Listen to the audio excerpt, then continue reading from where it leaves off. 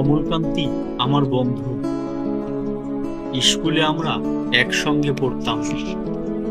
রোজ দেরি করে ক্লাসে আসতো, পড়া পারতো না। শব্দরূপ জিজ্ঞেস করলে এমন অবাক হয়ে জানালার দিকে তাকিয়ে থাকতো যে দেখে ভারী কষ্ট হতো আমাদের। আমরা কেউ মাস্টার হতে চেয়েছিলাম, কেউ ডাক্তার, কেউ উকিল।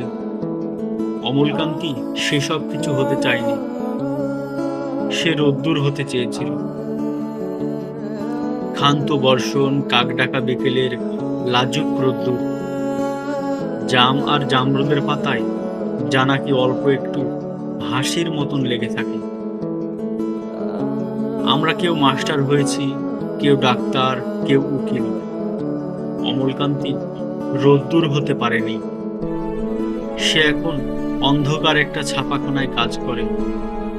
মাঝে মধ্যে আমার সঙ্গে দেখা করতে আসে, চা খায়, এটা ওটা গল্প করে, তারপর বলে, উঠি তাহলে। আমি ওকে দরজা পর্যন্ত এগিয়ে দিয়ে আসি। আমাদের মধ্যে যে মাস্টারি করে, অনায়াসে সে ডাক্তার হতে পারত। যে ডাক্তার হতে চেয়েছিল, উকিল হলে তার এমন কিছু ক্ষতি হতো না।